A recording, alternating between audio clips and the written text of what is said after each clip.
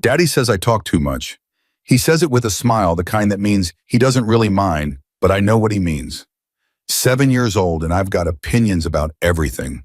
The sky, the birds, the way Mrs. Patterson down the street waters her roses like she's apologizing to them. I notice things. Daddy says that's a gift. Mama, before she went to heaven, used to say I had eyes that saw what other people missed. I guess that's how I first saw the angel. It was a Monday, October 14th. I remember because it was the day after Daddy's birthday and we'd had chocolate cake for breakfast. Just the two of us in our small kitchen with the yellow wallpaper that's peeling in the corners. The morning light came through the window, the way it always does, making everything look softer than it really is. Daddy was quieter than usual. He gets that way sometimes on the days after something that's supposed to be happy. I think he misses Mama more on those days. I do too, but I don't say it because saying it makes the missing feel bigger. After breakfast, Daddy took me to school on his motorcycle.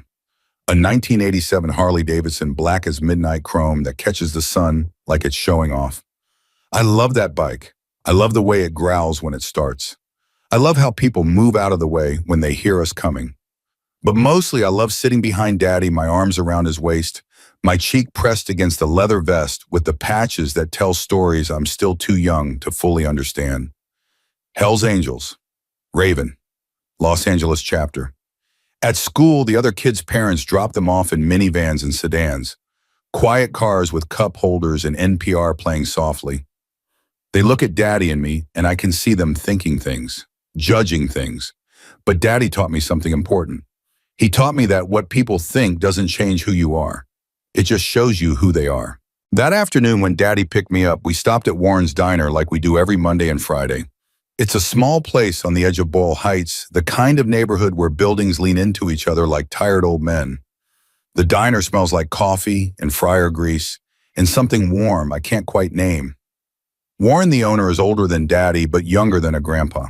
He's got white hair that sticks up like he forgot to comb it and hands that shake a little when he pours coffee. We sat at our usual booth, red vinyl seats patched with duct tape, table that wobbles unless you fold a napkin under the left leg. Daddy ordered coffee black. I got chocolate milk and French fries, which Daddy says isn't dinner, but he lets me have anyway because Mondays are hard enough without fighting over vegetables. That's when I saw him, through the window that looks out to the alley behind the diner. Just a flash of movement. A boy thin as a shadow carrying a gray plastic tub stacked with dirty dishes. He couldn't have been much older than 12, but he moved like someone who'd learned to make himself small. Shoulders hunched, head down, the kind of invisible you become when you don't want anyone to notice you. But I noticed. I watched him set the tub down near the back door, then disappear into the narrow space between the dumpster and the brick wall. The alley isn't much to look at. Cracked pavement, graffiti on the walls, puddles that never quite dry, even when it hasn't rained. But something about the way the boy moved, careful and quick, made me keep watching. Daddy was talking about something in work at the garage, maybe, or one of the guys from the club. I made the listening sounds you make when you're 7 and you love someone, but your attention is somewhere else. My eyes stayed on that alley. The boy came back out. This time I could see him better. Dark hair that needed cutting. A hoodie 3 sizes too big, sleeves hanging past his hands. Jeans with holes in the knees that weren't the fashionable kind. Shoes held together with duct tape, same silver gray as the tape on our booth. Warren came out the back door, said something short. The boy nodded, picked up the tub again, and carried it inside. When we left the diner, I looked back. The boy was there again, sitting on an overturned crate, eating something from a styrofoam container. Leftovers, probably. He ate fast the way you eat when you're not sure when the next meal is coming. That night, I couldn't stop thinking about him. I have my own room. It's small, but it's mine. Pink walls that Mama painted before she got sick. A bed with a quilt Daddy's friend Maggie made me covered in stars and moons. Shelves with books and stuffed animals and a shoebox where I keep special things. Rocks that look like hearts. A feather from a blue jay. A photo of Mama holding me when I was a baby. I sat on my bed that night with my notebook. I love to draw. Daddy says I get that from Mama, who used to paint. I'm not very good yet, but I practice. That night I drew the boy from the alley. I couldn't remember his face exactly, so I drew him from behind. Hunched shoulders, too big hoodie, the tub of dishes. Then I drew something else. Wings. Big ones, like the angels in the pictures at the church we used to go to before Mama died. They sprouted from his shoulders, light and feathered, and completely impossible. Daddy knocked on my door around 8:30. Bedtime. He sat on the edge of my bed and I showed him the drawing. "That's good, baby girl," he said, running a rough finger over the pencil lines. "Who's this, an angel?" I said. "Yeah." His voice had that soft rumble it gets at night when he's tired. What's he an angel of harm? I thought about it. Being hungry, being alone, needing help. Daddy was quiet for a moment. Then he kissed the top of my head. "You got a big heart, Isla. Don't ever let anyone make you smaller than you are." The next day was Tuesday. We didn't stop at the diner. Wednesday, same. By Thursday, I'd thought about that boy 17 times. I counted. At breakfast, I asked Daddy if we could go back to Warren's. "We just went Monday," he said, pouring cereal into my bowl. "I know, but I liked it there." He looked at me with those dark eyes that see through everything. "What's really going on?" I could have lied, could have said I wanted fries, but Daddy taught me lying is for people who are scared of the truth. "There's a boy there. He works in the back. I think he's hungry." Daddy set the milk carton down. "Hungry how? Like he doesn't have a home." For a long moment, Daddy didn't say anything. Then he nodded once. "After I pick you up from school, we'll go." Thursday afternoon, we went back. I ordered the same thing, chocolate milk, fries. But this time I also asked Warren for a sandwich. "You getting hungry?" Daddy asked. "For later," I said, which wasn't exactly a lie. When the sandwich came roast beef on wheat bread with lettuce and tomato. I asked Warren for a paper bag. He gave me one without asking questions. Warren's good like that. I tucked the sandwich inside and wrote on the bag with the crayon I'd brought from home. "For the boy behind the dumpster." Daddy watched me but didn't stop me. When we got up to leave, I asked if I could use the bathroom. He nodded. Instead, I slipped out the back door into the alley. The boy wasn't there, but I knew where to leave the bag. On the crate where I'd seen him sitting, I set it down carefully like it was something precious. Because it was. Back in the diner, Daddy was waiting by the door. He knew, of course he knew, but he didn't say anything. Just took my hand and led me to the motorcycle. Friday we came back. This time I was ready. I'd saved my allowance. $8.50.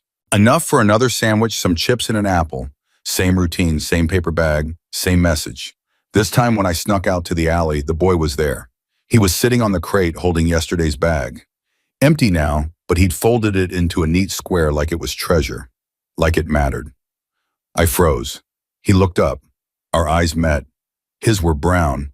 Deep brown like the bark of the old oak tree in the park. Scared brown. Tired brown. Brown in a young face. I should have said something. Introduced myself. Asked his name. But the words stuck in my throat, thick and clumsy. So I just set the new bag down on the crate next to him and ran. That night I drew him again. This time I drew his face, the eyes I'd finally seen. The wings I believed were there even if no one else could see them.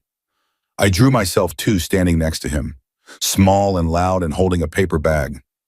Underneath in my best handwriting, I wrote angels don't always have halos. Sometimes they have dirty hoodies. Saturday morning, Daddy found me at the kitchen table staring at that drawing. "You're thinking hard," he said, pouring coffee. "Daddy, what if angels need help too?" He sat down across from me, mug steaming between his rough hands. "What do you mean?" "Everyone thinks angels help people, but what if they need help themselves? What if that's the whole point, that we're supposed to help each other?" Daddy looked at me for a long time, then he smiled, small and sad. "Your mama used to say stuff like that." "Did she?" "Yeah, she believed everyone had a little bit of angel in them, even people nobody else wanted to see." I thought about that, about being seen, about being invisible, about paper bags with sandwiches and messages written in crayon. "Daddy, can we go back Monday?" "We always go Monday." "I know. I just want to make sure." That weekend felt long. Saturday, Sunday, each hour stretching like taffy. I drew 4 more pictures. All of them had the boy. In one, he was smiling. I hadn't seen him smile yet, but I wanted to. I wanted to know what that looked like. Monday finally came. October 21st. The day everything changed, though I didn't know it yet. School dragged. Math reading recess where the other girls played games I didn't care about. I spent lunch drawing in my notebook. The teacher, Mrs. Kim, asked what I was working on. I showed her. That's lovely, Isla, she said. Who is it? Someone who needs a friend. She looked at me with that expression adults get when kids say things that are simpler and truer than anything adults would say. We all need friends. After school, Daddy was waiting. Same motorcycle, same leather vest, same quiet smile that meant he understood things without me having to explain. We rode to the diner, October air cool on my face, the city loud and messy and alive around us. I held on to Daddy and felt safe in a way I knew not everyone got to feel. That made me think about the boy again, about what safety meant when you didn't have it. At Warren's, we took our booth. I ordered the usual plus another sandwich. Daddy didn't ask, he just nodded. The sandwich came. I wrote on the bag again, same message. Then I did something different. I added a PS, you're not alone. I see you. When Daddy wasn't looking, I slipped out again. The alley was empty. The crate sat against the wall waiting. I put the bag down and started to turn back.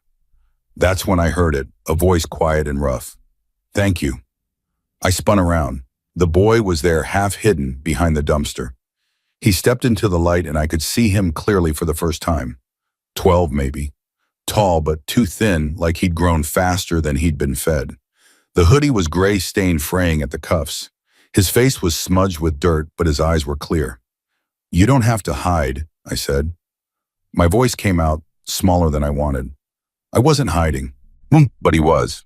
We both knew it. I'm Isla? He hesitated. Declan. Hi, Declan. Hi. We stood there, two strangers in an alley with a paper bag between us and 100 questions. Neither of us knew how to ask. You draw, he said, finally nodding at my notebook tucked under my arm. Yeah, you. He reached into his backpack, pulled out a worn spiral notebook, flipped it open. Pages and pages of drawings, buildings, people. A girl's face drawn over and over like he was trying to memorize her. Who's that? I asked. My sister, Sutton. His voice cracked on her name. She's 9. I haven't seen her in 247 days. 247, he'd counted. Every single one. Where is she? Foster care. Somewhere they won't tell me. Why not? He shrugged, but it wasn't casual. It was the shrug of someone who'd learned that some questions don't have good answers. System's broken, that's what everyone says. I wanted to say something smart, something helpful, but I was 7 and I didn't know how to fix broken systems. I just knew that this boy, this angel in a dirty hoodie, was hurting. I'll help you find her, I said. He laughed, but it wasn't a happy sound. You're just a kid. So are you. I'm 12, darling. Still a kid. He looked at me, then really looked, and something shifted in his face, like he was seeing me for the first time too. Why are you doing this? The sandwiches, the notes. Because you were hungry. Lots of people are hungry. But I saw you. He didn't have an answer for that. Neither did I. We just stood there, two kids in an alley, while the city hummed around us and the light started to fade. From inside the diner, I heard Daddy call my name. I have to go, I said. Okay. I'll come back. Friday. Same time. You don't have to. I know. I ran back inside. Daddy was standing by the door, arms crossed. He didn't look mad, just concerned in that way parents get when they know you've been somewhere you shouldn't. Isla, where were you? Talking to the angel. He blinked. The angel. The boy from the alley. His name is Declan. Daddy looked past me toward the back door, but the alley was empty now. Isla, you can't just run off like that. I know, I'm sorry. He sighed, crouched down so we were eye level. Listen to me. I love that you want to help people, but you have to be careful. You don't know who he is. He's hungry and alone, and he misses his sister. How do you know? Because I asked, and he told me the truth. Daddy studied my face, then he stood up, took my hand. Next time, you tell me first. We help people together. Understand? Yes, Daddy. We rode home as the sun set, painting the sky orange and purple. I thought about Declan the whole way, about his sister Sutton, about 247 days, about angels who needed help and little girls who wanted to give it. That night, I drew a new picture. 3 people this time, Daddy, me, and a space between us, outlined but empty. waiting. I knew even then that space was for Declan. I just didn't know yet how much it would take to fill it. The rest of that week passed in a blur of school and waiting. Tuesday, Wednesday, Thursday. Each day I thought about Friday, about seeing Declan again, about keeping my promise. Friday came. October 25th. The sky was heavy with clouds that looked like they wanted to rain but couldn't quite commit. Daddy picked me up from school and I didn't have to ask. He just drove straight to Warren's. At the diner, I ordered my usual, but this time I asked for 2 sandwiches. Warren raised an eyebrow. Hungry day. Sharing day, I said. Daddy watched me across the table. You're really set on this, aren't you? Yes. This boy in the alley. You think he's special. I think he's an angel. Isla angels aren't real.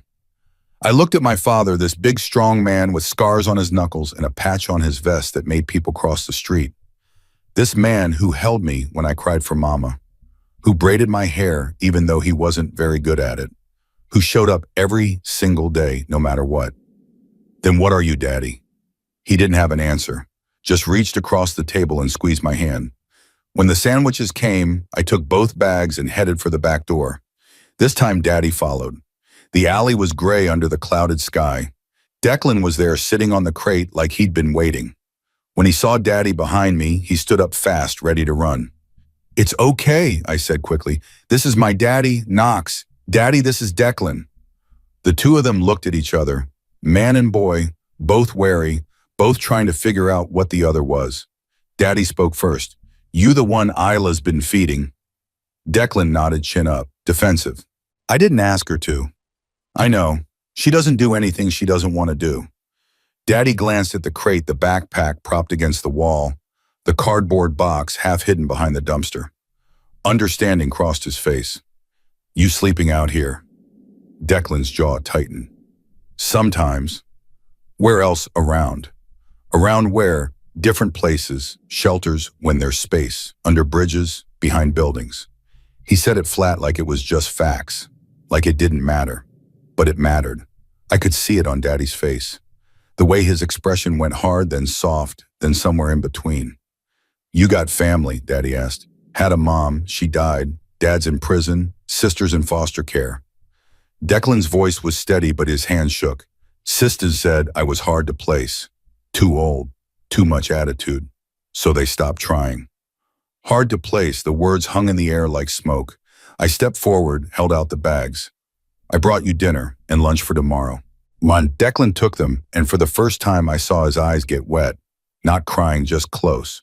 Thank you. Daddy cleared his throat. You go to school? When I can. Lincoln Middle. I clean up enough they don't ask questions. That's where Isla will go in a few years. Declan looked at me surprised. Yeah. Yeah, I said. You can show me around when I get there. Something like a smile crossed his face. Small and unsure, but there. Maybe. We stood there, the three of us, while the city noise filtered in from the street. Cars honking. Someone's radio playing too loud. Life happening all around us while we existed in this small pocket of quiet. Finally, Daddy said, You need anything else? Blanket, a warmer coat. Declan shook his head. I'm okay. You're not okay, but I get it. Pride's important. Daddy pulled a card from his wallet. This is for the garage where I work, 3 blocks from here. You ever need anything real emergency, you come find me. Understand? Declan took the card, stared at it like it was written in a language he didn't quite speak. Why so? Because my daughter sees something in you, and she's usually right about people. That was Friday, the 25th, the last normal day before everything changed. The weekend passed, Saturday, Sunday. I drew more pictures, practiced what I'd say the next time I saw Declan. Thought about his sister Sutton out there somewhere missing her brother the way I missed Mama. Monday morning came, October 28th. I woke up with a feeling in my stomach. Not bad exactly, just big, like something important was about to happen and I needed to be ready for it. At school, I couldn't focus. Mrs. Kim asked me 3 times to pay attention during math. At lunch, my friend Mia asked what was wrong. Nothing, I said, just thinking. About what? How could I explain about angels and alleys and boys who counted the days since they'd seen their sisters about people who need help? Mia wrinkled her nose. That's weird. Maybe it was, but it was also true. After school, Daddy was late. Not very late, just 10 minutes, but it felt longer. When he finally pulled up, I could tell something was off. His face was tight, stressed. "Sorry, baby girl," he said as I climbed on behind him. "Work ran long." "It's okay." We rode toward home, not the diner. I didn't say anything, but I must have made some sound because Daddy glanced back. "We'll go tomorrow," he said. Promise, promise, but tomorrow didn't come. Not the way I expected. Tuesday started normal, school, math reading recess. But at 2:15, right in the middle of science class, the classroom door opened. It was Daddy, in the middle of the school day, his face serious. Mrs. Kim looked surprised. "Mr. Bennett, is everything okay?" "I need to take Isla," he said. "Family emergency." My heart dropped. "What happened, is it?" "Not us," he said quickly. "Just come with me." I grabbed my backpack, followed him out. In the hallway, I asked again, "Daddy, what's wrong?" He stopped, knelt down. "Your friend, Declan, something happened at the diner." The world tilted. "Is he okay?" "I don't know yet. Warren called me, said there was an incident in the alley. Police are there. I thought you'd want to come." Yes, I want to come." We rode fast, faster than usual. The wind sharp and cold against my face. My mind racing with terrible possibilities. Declan hurt. Declan arrested. Declan gone.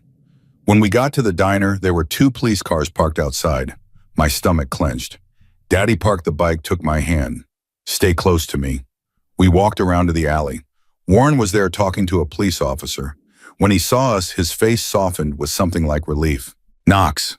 Thank God." "What happened?" Warren ran a hand through his white hair. "About an hour ago, some kid started harassing Declan. Big kid, probably 15, pushing him around. I heard it from inside, came out to stop it, but by the time I got here," he gestured to the far end of the alley. I looked, saw the crate overturned, papers scattered, and Declan's backpack ripped open, contents spilling onto the wet pavement. "Where's Declan?" I asked, my voice small. "He ran," Warren said. "Kid tore up his stuff and he just ran." I pulled away from Daddy, ran to the backpack, picked up the scattered drawings. They were wet, smudged, but I could still see them. Faces, places, and Sutton. Over and over, Sutton. "He'll come back for these," I said, clutching the papers to my chest. "These are important. He'll come back." The police officer stepped forward, young guy, maybe 30. "Little girl, did you know this boy? His name is Declan. He's my friend. Do you know where he might go?" I thought about it. Shelters, bridges, under buildings. He goes around. Around where? Different places. Wherever it's safe. The officer's face tightened. "We need to find him. The boy who attacked him might come back." Daddy put his hand on my shoulder. "We'll help look." For the next hour, we searched. Daddy on his bike, me riding behind, checking every place I could think of. The park 3 blocks away. The library where it was warm. The underpass near the freeway. Nothing. By 5 o'clock, the light was fading. Daddy pulled over, cut the engine. "Isla, we have to go home soon." "But we haven't found him." "I know, baby, but it's getting dark." I felt tears coming, hot and frustrated. "He's alone, Daddy. He's scared and alone, and his stuff is ruined." "I know. We can't just leave him." Daddy was quiet for a long moment. Then he said, "We won't. We'll come back. First thing tomorrow, we'll look again. I promise." But I didn't want tomorrow. I wanted now. I wanted to find Declan and tell him it was okay, that his drawings were safe, that he wasn't alone. That night I couldn't sleep. I kept seeing his face, the way he'd looked when I first saw him, hunched, careful, trying to be invisible. Around midnight, I heard Daddy's phone ring, his voice low and urgent in the other room. Then footsteps, my door opening. "Isla," Daddy's silhouette in the doorway. "Get dressed, we were going." "What, where?" "Hospital. They found Declan." My heart stopped. "Is he okay?" "Get dressed, I'll explain on the way." 5 minutes later, we were on the bike again, flying through empty streets. The city at night different than during the day.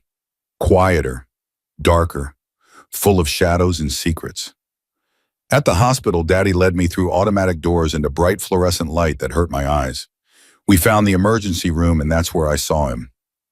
Declan, sitting in a plastic chair hunched over, cradling his right arm against his chest.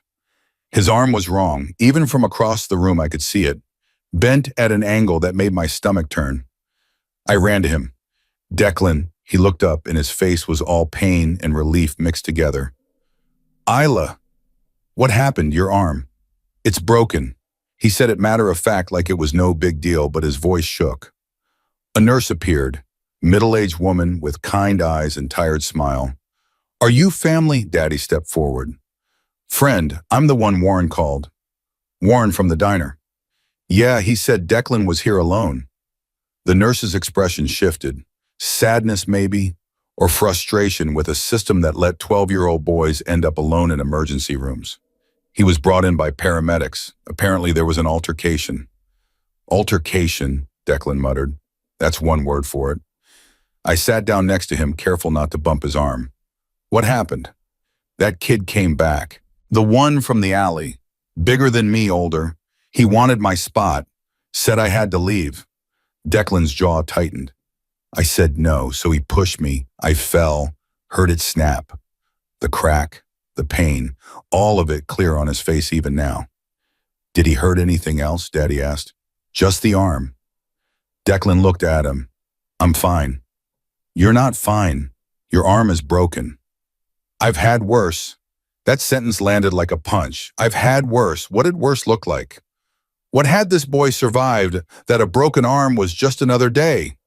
The nurse cleared her throat. We need to set it, but first we need parental consent or a guardian. Silence. Declan stared at the floor. Don't have one. Any family we can call. No. The nurse looked at Daddy. Sir, I'll have to contact Child Protective Services. Do what you need to do, Daddy said, but I'm staying with him until someone gets here. Are you related? No, but I'm not leaving. Something passed between them. Some understanding. The nurse nodded. I'll make the calls. After she left, the three of us sat there. Me, Daddy, and Declan, the ER buzzing around us. People sick, hurt, scared. Everyone with their own story, their own pain. I reached into my backpack, pulled out the drawings I'd rescued from the alley. Wet and smudged, but still there. I saved these, I said, handing them to Declan. He took them with his good hands, stared at them like I'd just given him gold. You went back for these. They're important. They're just drawings. They're your sister. His eyes met mine, brown and deep and full of something I didn't have words for yet. Thank you. You're welcome. Daddy watched us, his face unreadable. Then he said, Declan, I'm going to ask you something and I need you to be honest. Do you want help? Declan's laugh was bitter. Everyone asks that, like I'm choosing this. That's not what I mean. I mean real help, not just sandwiches and blankets. I mean someone to stand with you when the system tries to push you around. You don't know me. No, but Isla does, and she's a better judge of character than most adults I know. Declan looked at me. I looked back. In that moment, I knew what I had to do. What I'd been building toward since that first Monday when I saw an angel in a dirty hoodie. I want you to come live with us, I said. The words came out clear, bar, and sure. No hesitation. Both of them stared at me. Isla, Daddy started. No, listen. Declan doesn't have anywhere to go. We have a room. It's full of boxes, but we can move them. He can stay with us. Baby, it's not that simple. Why not? Because there are rules, laws, systems. Systems that are broken, I said using Declan's own words. Systems that let 12-year-old boys sleep in alleys and break their arms and have nobody. Daddy's face did something complicated. Pride and worry and love all mixed together. Declan shook his head. You can't just take me in like a stray dog. You're not a stray dog. You're a person, and persons deserve homes. I'm hard to place. That's what they said. I don't care what they said. Isla, I don't care, I said again louder this time. People in the ER turned to look. I didn't care about that either. I don't care if you're 12 or 15 or 20. I don't care if you have attitude or whatever made them say you're hard. You saved me. I didn't save you. Yes, you did. You showed me what brave looks like. You showed me that people who have nothing can still protect someone else. That's saving. And now I'm saving you back. Declan's eyes filled with tears. real ones this time spilling over onto his dirty cheeks. I can't, I don't know how to. I grabbed his good hand with both of mine. You don't have to know. I'll know for both of us. That's when the door opened. A woman walked in mid-40s wearing a gray blazer and carrying a folder. Professional. Tired. The look of someone who'd seen too much and still showed up anyway. I'm looking for Declan Ashford, she said. Declan straightened. That's me. The woman walked over and I could see her badge. Eleanor Finch. Child Protective Services. My heart sank. CPS. The people who took kids away. The people who'd separated Declan from his sister. The people who decided who was easy to place and who was hard. Ms. Finch looked at Declan, then at Daddy and me. I'm Ms. Finch. I was called about a minor with a broken arm and no guardian present. That's right, Daddy said. And you are Knox Bennett, friend of the family. What family? Daddy gestured to Declan. His. Ms. Finch's eyebrows rose. Mr. Bennett, according to my records, Declan Ashford has no living relatives and is currently unplaced in the foster system. Your records are incomplete, Daddy said. He's got us. Ms. Finch studied him. The leather vest, the patches, the hard lines of his face that softened when he looked at me. Mr. Bennett, I appreciate your concern, but I need to speak with Declan alone. No, I said. Everyone looked at me. Excuse me, Ms. Finch said. I stood up, all 3 feet 9 inches of me, and looked this woman in the eye. No, you can't take him. He's ours now. Sweetie, I'm not trying to take anyone. I'm trying to help. Then help by listening. Declan needs a home. We have one. That's it. That's the whole thing. Ms. Finch blinked. Then she did something I didn't expect. She smiled, small but real. You're very passionate. I'm very right. She knelt down so we were eye level. What's your name? Isla Bennett. Isla, that's a beautiful name. Thank you. Now can we talk about Declan? She laughed just a little. Okay, let's talk about Declan. She stood up, gestured to a quieter corner of the ER. Mr. Bennett, can I speak with you and Isla privately? Daddy looked at Declan. We'll be right back. Don't let them take me, Declan said. Not to Daddy, to me. I won't, I promised. In the corner away from the noise and chaos, Ms. Finch opened her folder. Mr. Bennett, I need to be clear about something. Taking in a foster child is a complex process. Background checks, home visits, training, it can take months. I understand. Because most people hear months and lose interest. I'm not most people. I can see that. She glanced at me. Isla, can I ask you something? Yes. Why do you care so much about Declan? I thought about how to answer, about sandwiches and drawings and wings only I could see, about 247 days and a sister named Sutton, about how some people are born knowing what matters and what doesn't. Because he's an angel, I said. An angel shouldn't be alone. Ms. Finch was quiet for a long moment. Then she closed her folder. Mr. Bennett, I'm going to do something I don't usually do. I'm going to recommend emergency placement pending full review. Daddy's eyes widened. I mean Declan can go home with you tonight, supervised, conditional, with about 1,000 caveats and requirements. But yes, I felt my whole body go light. Really, we do. Really, but this is serious, Isla. If your dad agrees to this, it means home visits from people like me. It means rules and paperwork and people asking questions. It means your life changing in ways you might not understand yet. I looked at Daddy. Can we do it? He looked at me, then at Ms. Finch, then back at the corner where Declan sat hunched over his broken arm, looking small and scared and alone. Yeah, Daddy said. We can do it. Ms. Finch nodded. Okay, let me talk to Declan. Make sure he understands what he's agreeing to. Then we'll do the preliminary paperwork. She walked away. Daddy and I stood there, the weight of what we'd just committed to settling over us like snow. Daddy, I whispered. Did we really just... Yeah, baby girl, we really just... Are you scared? He thought about it, terrified. Me too. He put his hand on my shoulder. But we're doing it anyway, because that's what you do when you see someone who needs help. You help, even when it's scary, especially when it's scary. I watched Ms. Finch talk to Declan, saw his face change from suspicious to confused to something like hope. She showed him papers. He nodded. She wrote things down. Then she looked at us and waved us over. We walked back together, Daddy and me. A team. Declan has agreed to placement with you, Miss Finch said, pending background check results and home visit within 48 hours. What does that mean? Declan asked. It means you're going home with them tonight, Ms. Finch said gently. It means you get a bed and food and people who care about you. But it also means following rules and cooperating with the system and trusting that we're all trying to do what's best for you. Declan looked at me. Is this real? Yes. You really want me? Yes. Why? Because you're my angel, and angels belong in homes, not alleys. A doctor came then to set Declan's arm. We stayed with him through it all.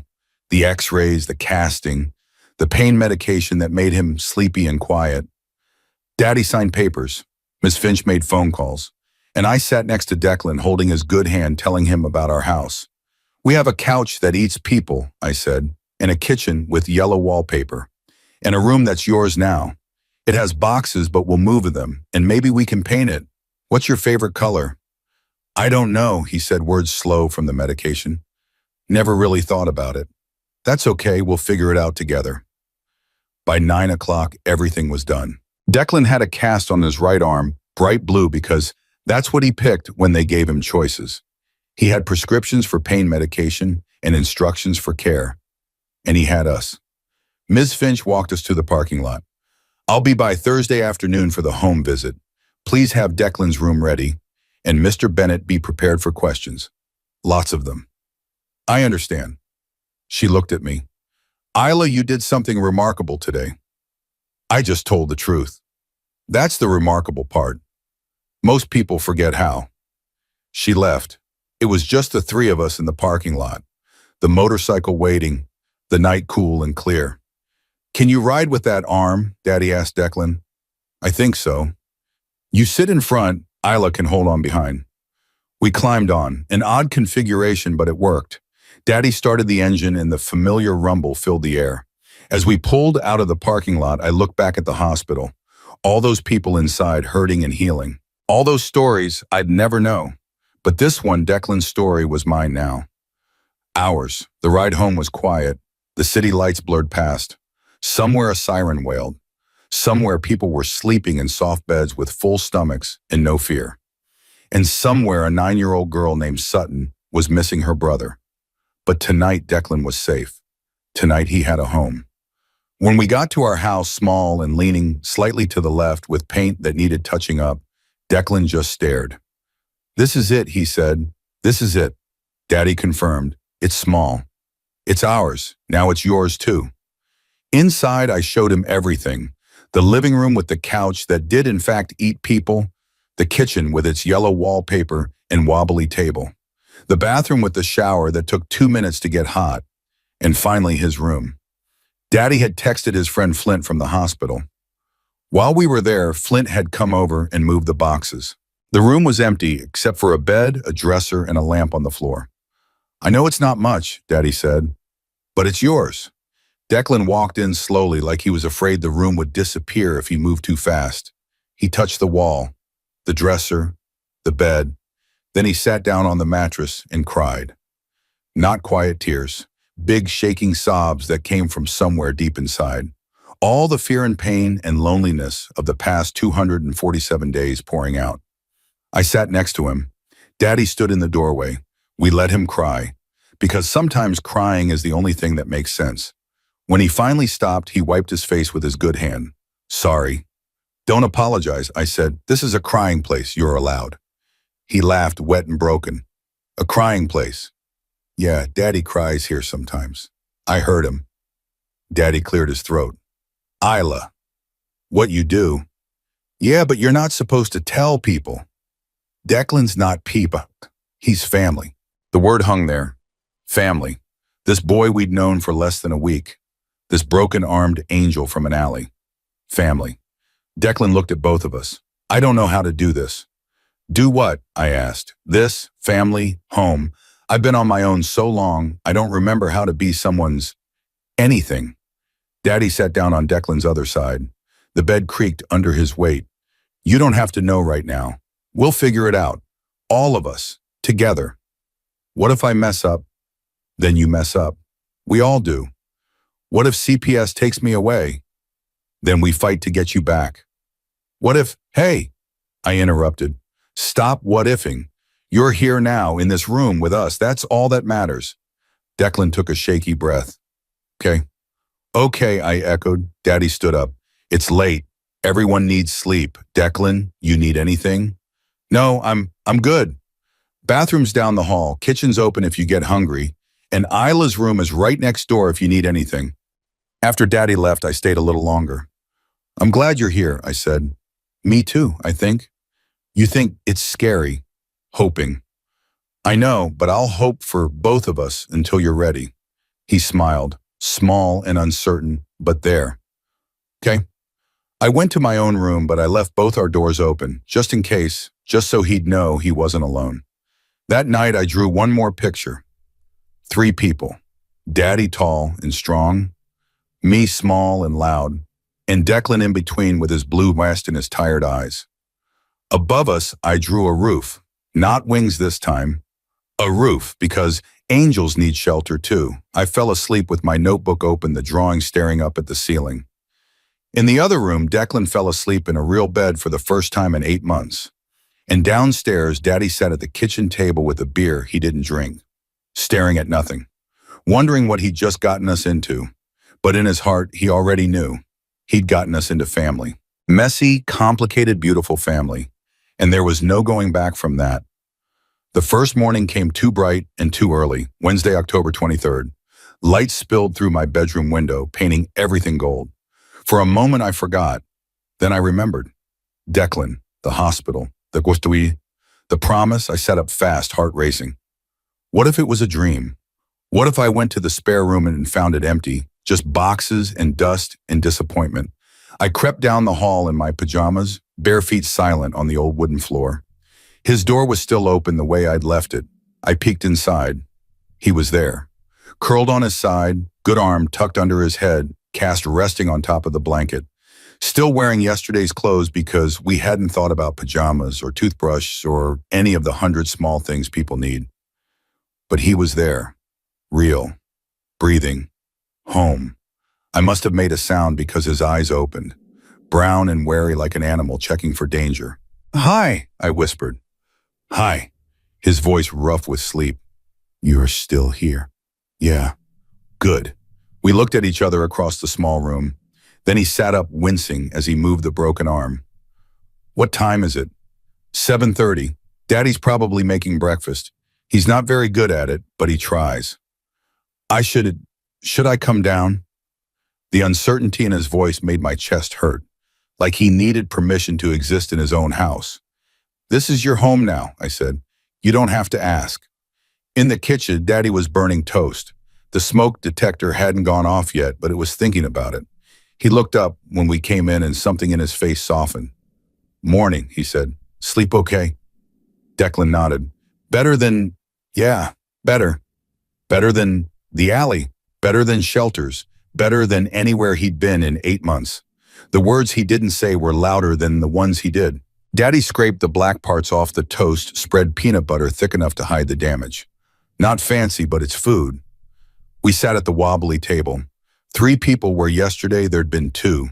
The math of family changing overnight. I need to go to work, Daddy said. Garage needs me for a few hours. Isla's got school. Declan's face went carefully blank. What should I do? You should rest. Arms got to heal. Ms. Finch said she'd call later to set up the home visit. Just make yourself at home. Watch TV, whatever you want. I don't want to be in the way. You're not in the way. You live here. The concept seemed to slide off Declan like water off glass. Not sticking, not real yet. After breakfast, Daddy took me to school on the motorcycle. As we pulled up to Lincoln Elementary, he cut the engine and turned to look at me. You know this changes everything, right? He said. Having Declan here, it's not going to be easy. I know. You're still sure? I'm sure. He studied my face like he was looking for doubt. He wouldn't find any. Okay, if you're sure, I'm sure. School that day was impossible. I couldn't focus. Mrs. Kim asked me twice to stop staring out the window. At lunch, Mia wanted to talk about a movie she'd seen. I made listening noises, but my mind was at home. With Declan, wondering if he was okay alone, if he'd eaten, if he'd looked through the house and decided we were too small, too broken, too much. When Daddy picked me up at 3:15, I practically jumped on the bike. Is he still there? I asked. Where else would he be? I don't know, gone, scared, changed his mind. He's there, baby girl, probably right where we left him. He was right. Declan was in the living room, sitting on the couch that 8 people staring at a TV that wasn't on. Just sitting, waiting for permission to exist. Hi, I said, dropping my backpack. He looked up and relief crossed his face, like he'd been afraid we weren't coming back. Hey, did you eat lunch? I wasn't hungry. Lie, I could tell. He was afraid to touch our food without asking. I went to the kitchen, made 2 sandwiches, peanut butter and jelly, cut diagonal because that's the right way. Brought them back, handed him one. Eat, I said. You don't have to. I know I don't have to. I want to. Eat. He ate, slow at first, then faster, like his body remembered it was starving even if his mind was trying to be polite. While he ate, I sat next to him. We need to talk about your room. What about it? It's boring. Just a bed and dresser. We should make it yours. Paint maybe. Posters. What do you like? He looked at me like I'd asked him to explain quantum physics. I don't know. You don't know what you like. I haven't thought about it in a long time. That sentence hit different. Haven't thought about what I like. Because when you're surviving, liking things is a luxury you can't afford. Okay, I said. We'll figure it out. Do you like blue? Your cast is blue. They just asked me to pick a color. I said blue because it was first. Do you hate blue? No. Then we'll start there. Blue walls, maybe some stars. I have glow-in-the-dark stars in my room.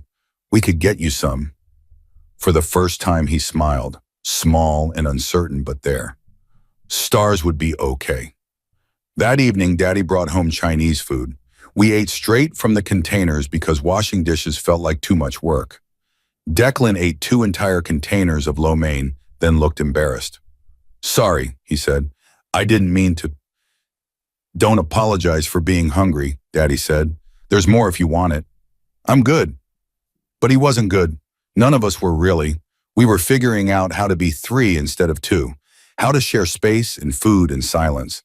After dinner, while Daddy did paperwork for Ms. Finch's visit, I sat with Declan in the living room. Can I ask you something? I said.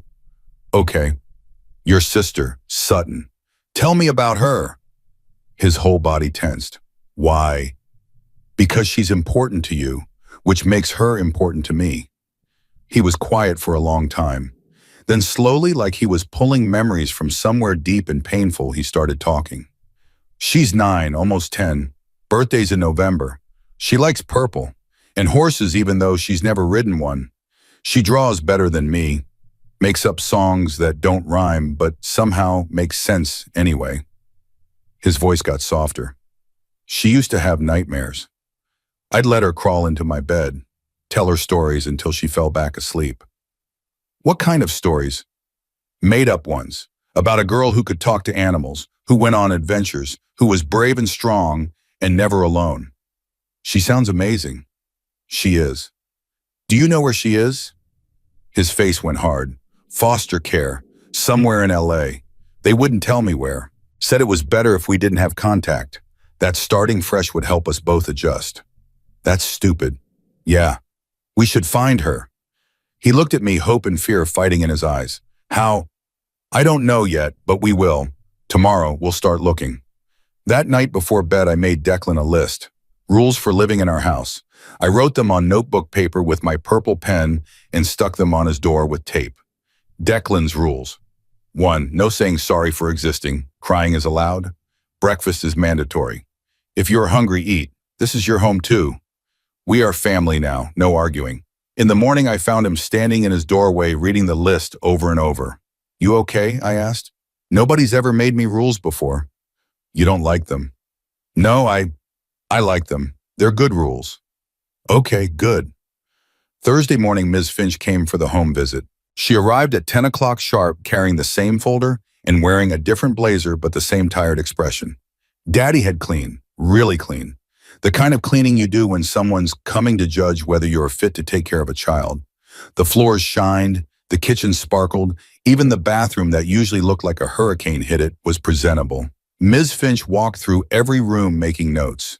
She checked the smoke detectors, looked in the refrigerator, measured Declan's bedroom. "It's small," she said. "It's his," I replied. She looked at me, something like amusement in her eyes. "You're very protective of him." "He's my brother now." "Legally, he's not yet." "I don't care about legally, I care about really." Ms. Finch sat down at our kitchen table, gestured for us to join her. Daddy, me, and Declan, a family waiting to be judged. "Declan," she said, "how are you feeling? Really feeling?" He glanced at his cast at the table, anywhere but her face. "Okay. Just okay. Better than okay, better than I've been in a long time." "Are you comfortable here?" "Yeah." "Do you feel safe?" "Yeah." "Mr. Bennett, are you employed?" "Yes, ma'am. I work at Fletcher's Auto Garage, 3 blocks from here. Been there 6 years." "Income stable?" "Stable enough. We're not rich, but we eat. Bills get paid." She made notes. "Any criminal record?"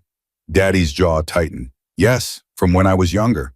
Assault, served 18 months. That was 14 years ago. Been clean since." I watched Ms. Finch's pen pause, watched her look at Daddy differently, calculating. "I appreciate your honesty," she said finally. "I'm not going to lie, not about this." "Good, because I'll find out anyway." She turned to me. "Isla, do you understand what it means having Declan here?" "It means I have a brother." "It means more than that. It means changes, less attention from your father. Sharing space, sharing time. Are you ready for that?" "Yes." "How do you know?" "I thought about it. About sandwiches in alleys, and angels in dirty hoodies, and promises made in hospital rooms." "Because some things are more important than having all the attention," I said. "Some things are about doing what's right, even when it's hard." Ms. Finch stared at me. Then she closed her folder. "Mr. Bennett, I'm going to recommend continued placement." Daddy's shoulders dropped with relief. "Thank you." "Don't thank me yet. There will be more visits, more questions. Background check is still processing. One wrong move, one sign that Declan isn't safe or cared for, and I pull him out." "Understood." "Understood." After she left, the 3 of us sat in the kitchen processing. "That went okay, right?" Declan asked. "That went better than okay," Daddy said. "She could have said no." "Why didn't she?" Daddy looked at me. "Because someone in this house is very convincing." I felt my face get hot. "I just told the truth." "Yeah, that's the convincing part." That afternoon, while Daddy was at work, I sat Declan down at the kitchen table. "We need to find Sutton," I said. "Isla, I told you, they won't tell me where she is." "They won't tell you, but maybe they'll tell Ms. Finch, and maybe Ms. Finch will tell us." "Why would she do that?" "Because I'm going to ask her, and I'm very convincing." I called the number on Ms. Finch's card. It rang 4 times before she answered. "Eleanor Finch." "Hi, Ms. Finch. It's Isla Bennett." "Isla, is everything okay?" "Yes, I need to ask you something." "Okay." "Declan has a sister, Sutton Ashford. She's 9. She's in foster care somewhere. We need to find her." Silence on the other end. Then, "Isla, I can't just give out information about other children in the system." "I'm not asking you to give out information. I'm asking you to help reunite siblings who were separated unfairly." "It's not that simple." "It is that simple. You just said simple is hard for grown-ups. So I'm making it simple for you. Find Sutton. Let Declan know she's okay. That's it." More silence. I could hear her breathing, thinking. "Isla, even if I wanted to help, I don't have access to all foster placements. I'd have to make calls, search records. It could take days." "Then start today." "You're very persistent." "I learned it from my daddy." She laughed, soft and tired. "I'll see what I can do. No promises." "Thank you." "Isla, why does this matter so much to you?" I thought about Mama, about losing her, about how the only thing worse than losing someone would be losing them and not knowing where they were, not knowing if they were okay, not knowing if they remembered you. Because Declan counts the days since he saw her, I said. 247 days. Nobody should have to count like that. Ms. Finch was quiet. Then, I'll call you when I know something. She hung up. I looked at Declan, who'd been listening to the whole conversation. You really think she'll find her? He asked. Yes. How do you know, because Ms. Finch is like us. She wants to help. She's just trapped in a system that makes helping hard. So we're going to make it easy. Friday morning, I woke up to voices downstairs. Adult voices, tense voices. I crept to the top of the stairs, listened. I don't care what they say, and Daddy's voice hard and defensive. He's staying. Knox, I'm not saying he can't stay. A woman's voice. Not Miss Finch, someone else. I'm saying we need to be realistic about what you're taking on. I am being realistic. Are you single father, dangerous job, dangerous friends, and now a traumatized 12-year-old boy? Maggie, I know what I'm doing. Maggie, I knew that name. Maggie Cross, wife of Flint, one of Daddy's friends from the club. She'd help move the boxes from Declan's room. Do you? Maggie's voice softened. Because I love you, Knox. You're a good man. But this isn't like taking in a stray cat. This is a child with trauma and needs and a whole history you don't know. I know enough. Do you know why he was separated from his sister? Silence. Do you know what his file says, what his father did, what he's been through? I know he needs someone to not give up on him. And what happens when it gets hard, when he acts out or pushes back or does all the things traumatized kids do? Then I deal with it. How? The same way I deal with everything, one day at a time. I couldn't listen anymore. I walked down the stairs. Both adults looked at me, guilt on their faces for being overheard. Hi, Maggie, I said. Hi, sweetie. She smiled, but it was strained. Are you here to tell Daddy he's making a mistake? Isla, Daddy started. No, Maggie said, cutting him off. I'm here because I care about your family, and I want to make sure this is what's best for everyone. It is. How do you know? Because Declan needs us, and we need him. You need him? Yes. Our family was too small, too quiet, too sad.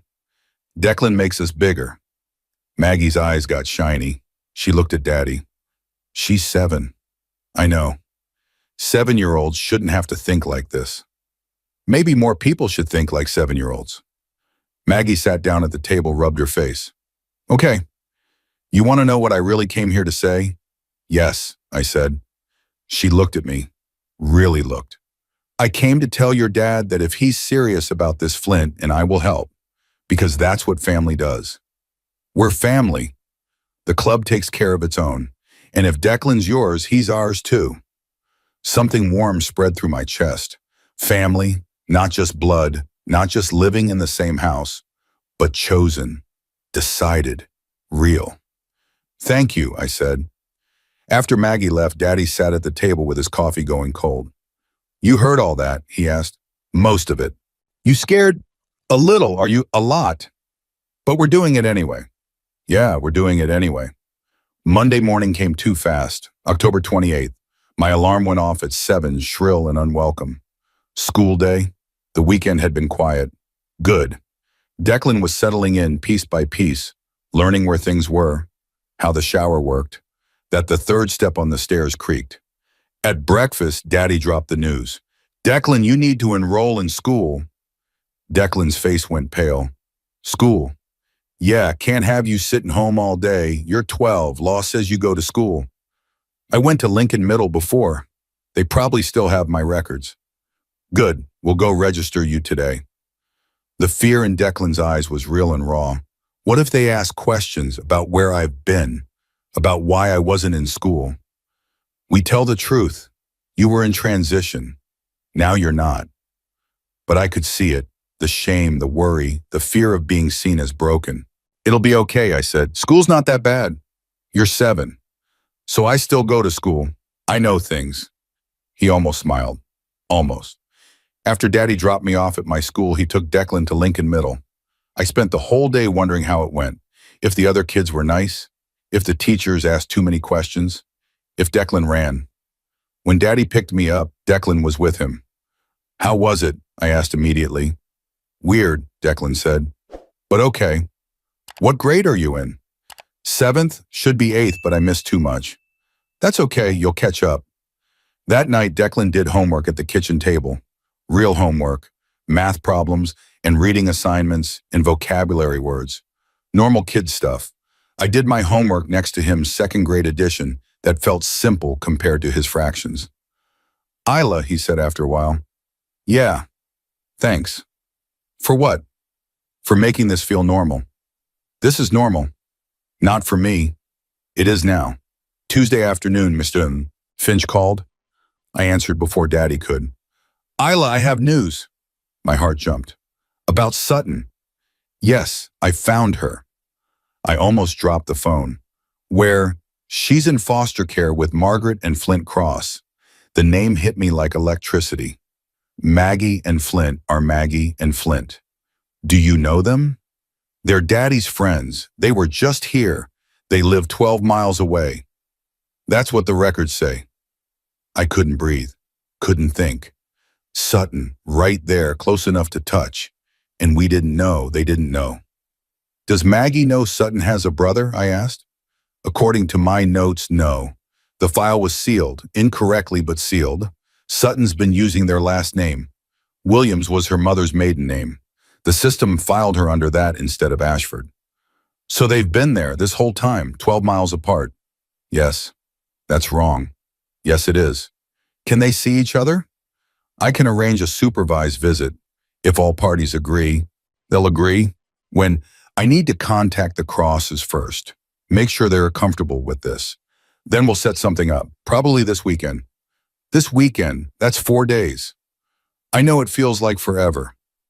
Ms. Finch, he's been waiting 247 days. 4 more is nothing, but it's also everything. I understand, I'll call you when I have details.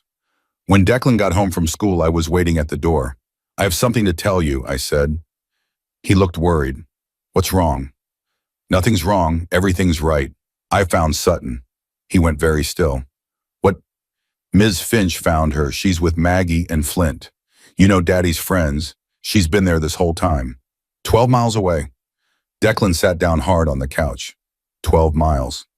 Yeah, I could have walked that. You didn't know. I should have known. Should have looked harder. Should have. I sat next to him. You were surviving. You can't look for someone when you're trying not to disappear yourself. He put his face in his good hand, shoulders shaking. Is she okay? Ms. Finch says yes. Maggie's good people. Flint too. When can I see her? This weekend, maybe Saturday. Saturday, that's 4 days. I know. I don't know if I can wait 4 days. You've waited 247. You can wait 4 more. He looked at me, tears on his face. What if she doesn't remember me? She remembers you. You're her brother. You're in her bones. Those 4 days were the longest of Declan's life. I could see it in the way he moved. Restless, distracted, at school, at home, everywhere. Waiting. Wednesday passed. Thursday. Friday. Friday after school, Principal Moore called Daddy. Mr. Bennett, we need you to come in. There's been an incident. My stomach dropped. What kind of incident? Daddy's face was grim. They didn't say. Come on. At the middle school, we were led to the principal's office. Declan was there sitting in a chair outside, looking furious and scared. What happened? I asked him. Nothing. Doesn't look like nothing. Principal Moore appeared, mid-50s gray suit expression that said he'd seen everything and was tired of all of it. Mr. Bennett, thank you for coming. He looked at me. This is your daughter. Yes, Isla. She can wait outside. No, I said. If it's about Declan, I stay. Principal Moore looked like he wanted to argue. Then he sighed. Fine, come in. His office was small and beige and full of motivational posters that didn't motivate anyone. Mr. Bennett, he began, we've received complaints from other parents.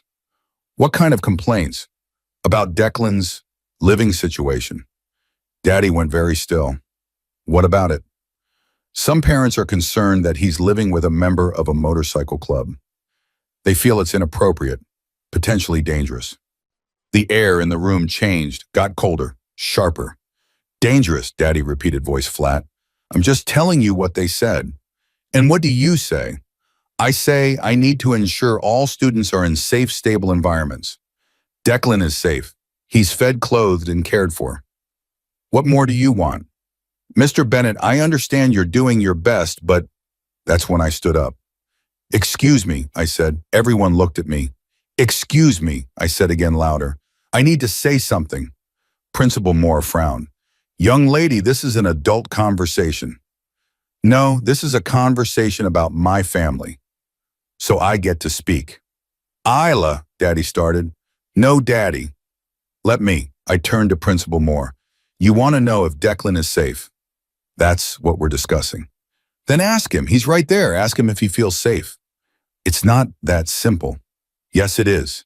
You're making it complicated because you're judging my daddy by his jacket instead of his actions. I'm not judging anyone. Yes, you are, because if you weren't, you'd see that Declan was living in an alley 3 weeks ago. He was sleeping in cardboard boxes and eating garbage. Now he has a bed, and food, and people who love him. That's not dangerous. That's saving. The room went quiet. Principal Moore stared at me like I'd just spoken in a language he didn't know existed. My daddy wears a leather vest, I continued. He has patches that scare people. But you know what else he has? He has a daughter who loves him. And now he has a son who's learning to trust him. And he shows up every single day and does what's right even when it's hard. I looked at the invisible parents who'd complained. The people who called you, they drop their kids off and drive away. My daddy stays. He asks about homework. He makes sure we eat. He tucks me in at night, even though I'm 7 and don't really need it anymore. I turned back to Principal Moore. So if you want to talk about dangerous, talk about the system that let Declan sleep outside for 8 months. Talk about the people who walk past hungry kids and pretend not to see them. Don't talk about my daddy, because he's the one who stopped and helped when everyone else kept walking. The silence that followed was so complete I could hear the clock on the wall. Tick, tick, tick. Finally, Principal Moore spoke. You're 7 years old. Yes. You shouldn't have to defend your family like this. But I will every time. He looked at Daddy, then at Declan, then back at me. Mr. Bennett, I apologize. The complaints were out of line. Declan is welcome here. If anyone has a problem with his living situation, they can take it up with me. Daddy's face was unreadable. Thank you. Outside the office, Declan looked at me with something like awe. You didn't have to do that, he said. Yes, I did. You got in trouble. No, I got heard. There's a difference. On the way home, Daddy was quiet, too quiet. When we got to the house, he sent Declan inside and asked me to stay. Isla, he said, what you did back there? I know, I was loud. I'm sorry. Don't apologize. His voice was thick. What you did was the bravest thing I've ever seen. Really. Really, you stood up for this family when grown men wouldn't. You made them see what they were too scared to look at. I just told the truth. Yeah, that's what made it brave. He hugged me then right there in the driveway, tight and fierce and full of everything words couldn't say. That evening there was a knock at the door. Hesitant, soft. I opened it. A boy stood there, 15 tall with shoulders that looked too big for the rest of him. It took me a moment to recognize him.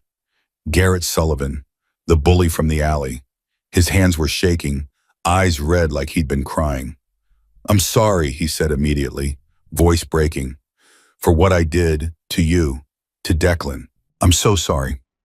I stared at him, this big 15-year-old boy, scared and small in a way that had nothing to do with significance. Behind me, Declan appeared in the hallway. He went rigid when he saw Garrett. What are you doing here? Declan asked, voice hard. I came to apologize. Garrett's eyes filled with tears. I shouldn't have done that. Any of it. I was angry. Angry about what? I asked. Garrett looked at me, then at the ground. Because I saw your notebook. With your debt, and I don't have that. What do you mean? I mean I'm homeless too. The words came out choked. I sleep in my mom's car behind the grocery store. She works 2 jobs and we still can't afford rent. I saw you with your family and I got so mad because you had something I wanted and I took it out on him. Daddy appeared behind us, filling the doorway. Garrett stepped back, ready to run. Wait, I said. Everyone looked at me. He needs help too, I said to Daddy. Daddy started. No, listen. He's 15 and sleeping in a car. He's hungry and angry and alone, just like Declan was. We helped Declan. Why can't we help him? Daddy studied Garrett. You hungry son? Garrett nodded, not trusting his voice. Come in. That night we fed Garrett. Not adoption, not placement, just a meal and kindness. Daddy called Flint, who knew people who helped older kids in the system. By the time Garrett left 2 hours later, he had appointments set up, services to call, a path forward that didn't involve sleeping in cars. At the door, Garrett turned to me. Thank you. You didn't have to do this. Yes, I did. I said. That's what angels do. After he left, Declan looked at me. You helped the person who hurt me. Yeah. Why? Because he needed it, and because you would have done the same thing. Declan thought about that, then nodded slowly. Yeah, I would have. Saturday morning came too fast and too slow, the day we'd been waiting for. The day Declan would see Sutton. We left for Griffith Park at 2:45. The three of us in Daddy's truck because the motorcycle couldn't fit everyone. Declan sat in the back, knee bouncing. Nervous energy radiating off him like heat. What if I don't know what to say? He asked. Then don't say anything, I said. Just be there. The park was crowded. Saturday afternoon, families everywhere. Kids on swings, dogs chasing balls. Normal life happening all around us while we walked towards something extraordinary. Ms. Finch was waiting at the picnic area, and next to her, two people I recognized, Maggie and Flint Cross. And between them, a girl, small for 9, dark hair in a ponytail, purple shirt, eyes scanning the park like she was looking for something she'd lost. Declan stopped walking, just stopped frozen in the middle of the path. That's her, he whispered. Then go. I can't move. Yes, you can. But he couldn't. Fear and hope and 247 days of missing her had turned his legs to stone. So I did what I always did when someone needed help. I helped. I walked straight up to the girl. She looked at me confused. Hi, I said. Are you Sutton? Yes. Who are you? I'm Isla. I brought you something. What? I pointed back to where Declan stood still frozen. Your brother. Sutton's eyes followed to my finger. Landed on Declan. Went wide. Wider. Her whole face transformed. Declan, she whispered. Then she was running, fast as her legs could carry her, across the grass around the picnic tables, straight into Declan's arms. He caught her, spun her around, and they both started crying. Big, ugly, beautiful tears, the kind that come from the deepest part of your soul. I thought I'd never see you again, Sutton sobbed into his shoulder. I know, I'm sorry. I'm so sorry. I missed you so much. I missed you more. They sank to the ground right there in the middle of the path, holding each other like they were afraid the other would disappear if they let go. I walked back to where the adults stood watching. Maggie was crying too. Even Flint, tough as nails, Flint had wet eyes. How long have they been apart? Maggie asked Ms. Finch. 247 days, I answered for her. Oh my God. Yeah, we gave them time. 10 minutes. 20, letting them remember each other, letting them be siblings again. Finally, they stood up, Sutton still clinging to Declan's good hand. They walked over to us together. Hi, Sutton said to Daddy. Are you the one taking care of my brother? Trying to, Daddy said. Thank you. You're welcome. She looked at me. And you found him? We found each other. That's good. Declan needs people. He pretends he doesn't, but he does. I know, that's why he's staying with us. Sutton's face lit up. Really, for how long? Forever if we can make it work. She looked at Maggie. Can I stay with them too? Maggie knelt down. Sweetie, it's complicated. Why? Because you're already placed with us, and Declan's just starting with the Bennetts. The system doesn't usually let siblings reunite that fast. That's stupid. Yeah, it is. Sutton looked at Declan, then at me, then at all the adults. We're going to fix this right. We're not going to be apart again. Ms. Finch stepped forward. I can't make promises, but I can tell you I'm going to try and really try. How long will it take? I don't know, weeks, maybe months. But we can see each other. Yes, supervised visits, like today, as often as we can arrange. Sutton seemed to think about this, then she nodded. Okay, but Declan, don't forget me again. I never forgot you. Not for a single day. Promise. I promise. They hugged again, tighter this time, like they were trying to make up for all the hugs they'd missed. The visit lasted 2 hours. We sat at picnic tables, shared stories. Declan told Sutton about the alley, the hospital, our house. Sutton told Declan about Maggie and Flint, about school, about the 247 days from her side. When it was time to go, they didn't want to let go of each other. It's not fair, Sutton said. I know, Declan replied. Why can't the grown-ups just fix it? They're trying. Not hard enough. She was right, but nobody said it. On the way home, Declan stared out the window, silent, processing. You okay? I asked. I don't know. Yes, no, both. That makes sense. Does it? Yeah, big feelings are like that, too big for just one word. When we got home, Declan went straight to his room. I followed. He was sitting on his bed, staring at nothing. Talk to me, I said. She's so close. 12 miles. I could walk there in 3 hours. But I can't see her, except when they say I can. It's not fair. No, it's not. I want to be mad, but I'm too happy. I saw her. I touched her. She's real and okay, and she remembers me. Of course she remembers you. But what if next time they say no? What if they decide visits aren't good for her? What if I climbed onto the bed next to him? Stop what-ifing. You saw her today. That's real. That happened. Nobody can take that away. But tomorrow we'll figure out tomorrow. Tonight we celebrate that you have a sister and she knows you're alive and fighting for her. He looked at me. You're really wise for 7. I know. He laughed, actually laughed. The sound filled his small room and spilled out into the hallway where Daddy was listening. That night I drew a new picture. 4 people now. Daddy, me, Declan, and Sutton standing a little apart but definitely part of the group. Above us I drew a roof, big enough for all of us. Underneath I wrote, family doesn't need the same last name, it just needs the same heart. I showed it to Declan before bed. Can I keep this? He asked. It's yours. He taped it to his wall, right above his bed, where he could see it every morning when he woke up. Isla, yeah. Thank you for everything, for the sandwiches, for the hospital, for finding Sutton, for fighting for us when nobody else would. You're welcome, but I didn't do it alone. We're a team now. Yeah, we are. That night I fell asleep knowing something important had shifted. We weren't just 3 people living in the same house anymore. We were family, messy and complicated and still figuring it out, but family nonetheless.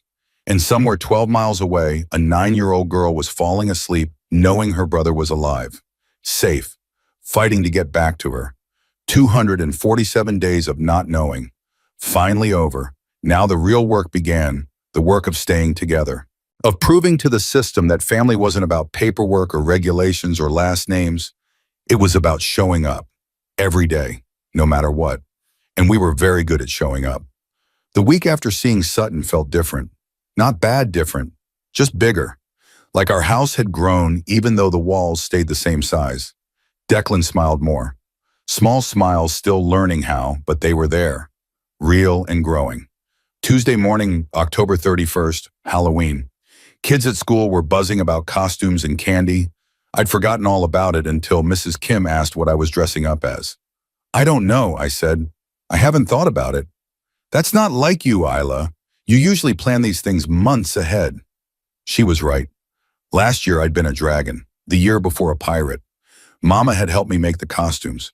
This year the thought of Halloween just felt empty without her. After school, Daddy picked me up with news. We're having dinner with Maggie and Flint tonight, he said. They want to talk about Sutton and Declan. Good talk or bad talk? Don't know yet, but we're going to find out. At 6 o'clock, we drove to Maggie and Flint's house. Bigger than ours in a slightly better neighborhood, but still lived in and real. Flint answered the door. Big guy, even bigger than Daddy, with a beard that could hide small animals and eyes that saw everything. Come in, he said. His voice was gravel and honey mixed together. Inside, Maggie had made pot roast. The house smelled like comfort and home. Sutton was setting the table, and when she saw Declan, her whole face lit up. You came? Of course I came. They hugged quick and tight, then separated like they were embarrassed to be so happy in front of adults. Dinner was good. The food, the conversation, the way Sutton and Declan kept glancing at each other, like they were checking to make sure the other was still real. But there was something underneath. Attention. Adults carrying words they hadn't said yet. After we ate, after dishes were cleared, Maggie finally spoke. We need to talk about the situation. Everyone went quiet. Sutton's been with us for 4 months, Maggie continued. She's settled, doing well in school, making friends. She's happy. I could hear the but coming. Feel it in the air like thunder before rain. But she's not whole, Maggie finished. Not without Declan. Sutton stared at her plate. Declan's jaw tightened. What are you saying? Daddy asked. Flint leaned forward. We're saying we want to help. If you're serious about keeping Declan, we want to support that. And we want to work with CPS to get the kids together more often. Real often. Not just supervised visits. How? I asked. We talked to Miss Finch, Maggie said. There's a possibility if everyone agrees of shared placement. Sutton stays primarily with, yes, Declan with you, but they spend weekends together, rotating houses. It's not perfect, but it's more than they have now. Declan looked at Sutton. Would you want that?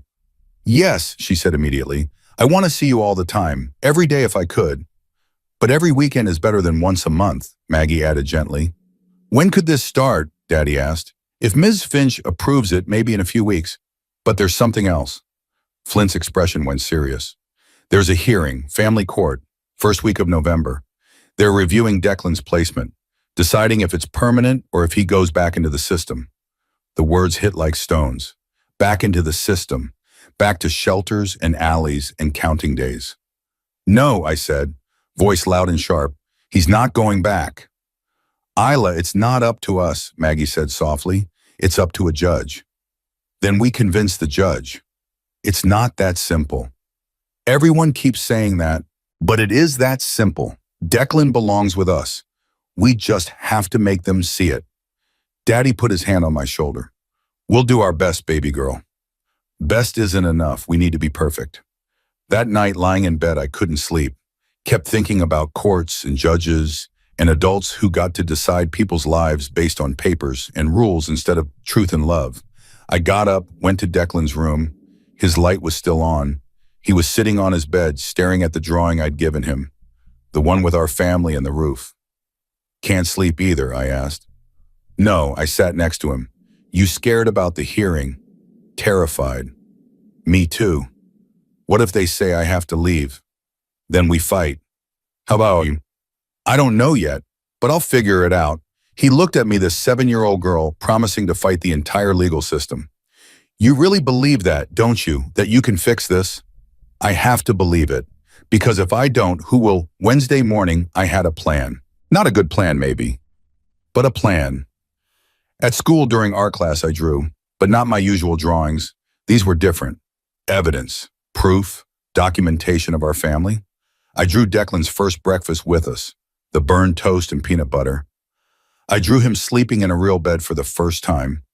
I drew the 3 of us at the kitchen table doing homework. I drew Daddy teaching Declan how to check the oil in the motorcycle. I drew Sutton and Declan at the park holding hands. Each drawing had a date, a caption, a moment that mattered.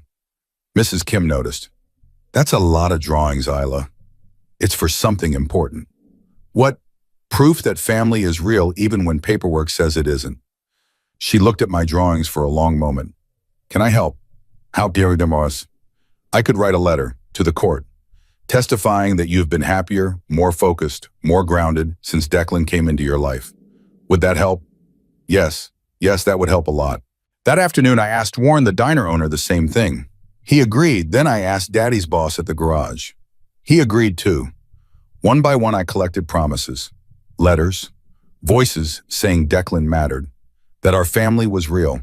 By Friday, I had 7 letters, 7 people willing to tell a judge that a 12-year-old boy and a 7-year-old girl and a single father with a motorcycle were a family worth keeping together.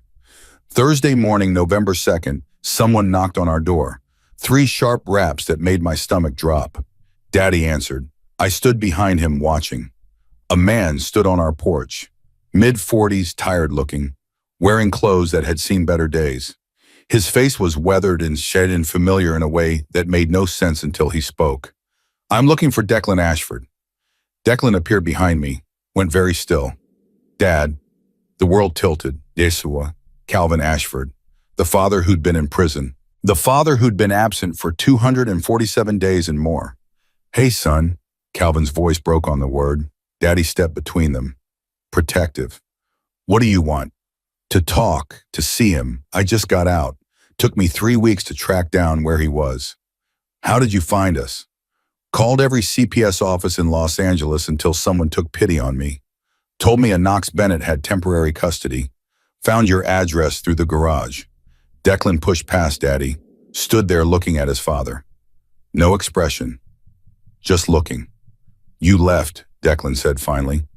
"You left and Mom died, and they took Sutton, and I was alone." "I know." "You don't know. You weren't there. I was in prison. For something stupid, something that didn't matter." Calvin flinched. "I was trying to get money for your mom's treatment. By stealing I was desperate. So was I, but I didn't have anyone to steal for." The words hung there, sharp and true and cutting. I stepped forward, put myself between Declan and his father. "Why are you here now?" Calvin looked down at me. "Who are you, Isla, Declan's sister?" "He doesn't have a sister besides Sutton." "He does now." Something like pain crossed Calvin's face. "I'm not here to cause trouble. I just wanted to see them, to know they're okay." "They are okay. We take care of them." "I can see that." He looked at Daddy D. "Thank you for doing what I couldn't." Daddy's expression was unreadable. "They're good kids. They deserve better than what they got." "I know." Calvin's voice was barely a whisper. "Can I talk to him just for a few minutes?" Daddy looked at Declan. "Your call, son." Declan was quiet for a long time. Then he nodded. 5 minutes. They walked to the edge of the yard. Daddy and I stayed on the porch watching but not listening, giving them space but not leaving Declan unprotected.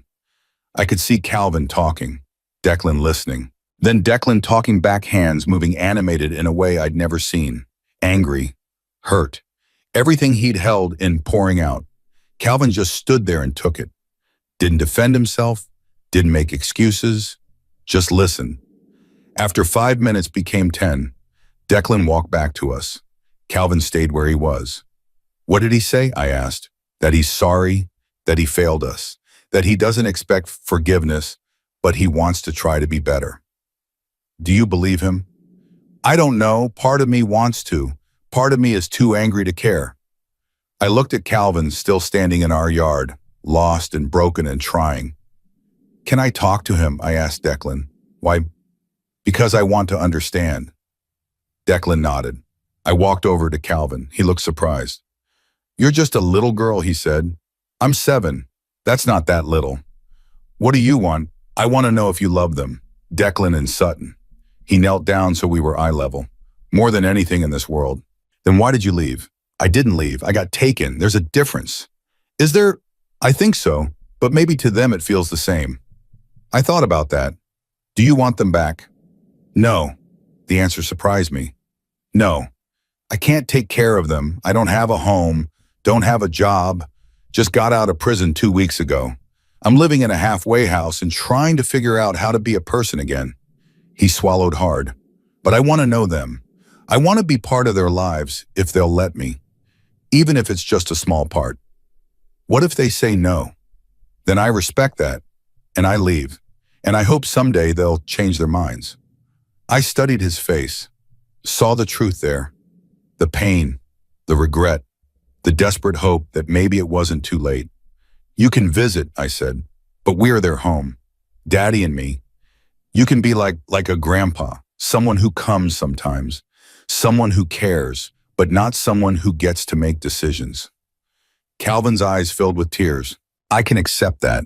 And if you hurt them again, if you disappoint them or let them down, you don't get another chance. Understand?"